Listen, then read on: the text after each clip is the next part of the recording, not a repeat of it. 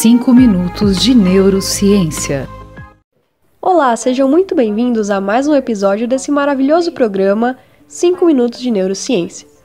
O tópico de hoje é a esquizofrenia, que é uma doença mental que modifica gravemente a personalidade do acometido e de forma prolongada. Emil Kraepelin e Eugene Bleuler foram os pioneiros de seu estudo.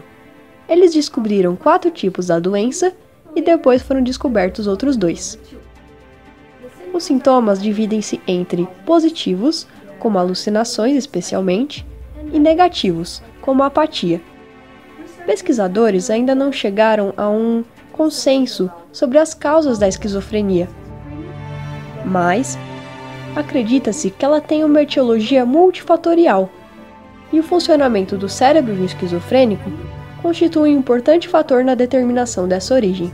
Fique agora com as entrevistas dos especialistas nesse assunto. Sobre a hipótese dopaminérgica, foi constatado que o uso excessivo e prolongado de anfetamina pode causar uma hiperatividade nos terminais dopaminérgicos. Assim, a gente tem uma liberação no aumento de dopamina. Isso pode causar a psicose tóxica, e os sintomas dessa psicose se assemelham à esquizofrenia paranoide na sua fase ativa. Um exemplo disso são as alucinações táteis. Os sintomas positivos só acontecem por conta dessa hiperatividade nos terminais dopaminérgicos, que acontecem na via mesolímbica. Foi constatado também que o cérebro dos pacientes que sofrem de esquizofrenia ocorre um aumento nos receptores dopaminérgicos. O lado negativo, ou seja, os sintomas negativos, a gente tem uma hipoatividade, que acontece no córtex pré-frontal. As técnicas de neuroimagem cerebral demonstraram a redução de níveis metabólicos cerebrais em pacientes com esquizofrenia, principalmente no córtex pré-frontal. Posteriormente, também foi visto redução cerebrais em outras áreas do cérebro desses pacientes. Essa mesma técnica também foi utilizada na investigação de outros sintomas da doença, como por exemplo as alucinações. A experiência mostra que as alucinações auditivas elas possuem uma ativação em áreas relevantes para o processamento de linguagem.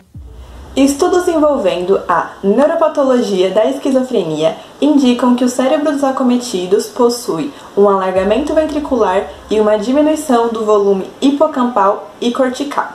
Essa redução do volume parece estar mais relacionada com a diminuição volumétrica dos neurônios e suas ramificações do que da diminuição numérica dos neurônios em si. Isso sugere que a alteração sináptica seria a grande protagonista da patologia. O interessante é que os achados não foram identificados apenas em pacientes em estágio avançado da doença, mas também em pacientes em primeiro episódio psicótico, reforçando a teoria de que os sintomas da esquizofrenia podem decorrer de fases iniciais do neurodesenvolvimento. Além disso, alguns estudos revelaram que algumas das alterações cerebrais progridem ao longo do tempo, indicando a possibilidade de processos neurodegenerativos. Na população em geral, a prevalência da esquizofrenia é de 1%. Já entre parentes de primeiro grau de pacientes esquizofrênicos é de 10%. E entre irmãos gêmeos monozigóticos, a taxa de concordância para a esquizofrenia é de 50%. Mostrando que ser irmão gêmeo monozigótico de um paciente esquizofrênico é o maior fator de risco isolado. Estima-se que o fator genético represente de 70% a 80% a susceptibilidade para a doença, uma das maiores entre as doenças psiquiátricas. Entretanto, o fator genético isolado não é suficiente para determinar se a pessoa terá ou não esquizofrenia, mostrando que a esquizofrenia é resultado de interações entre genética e o ambiente.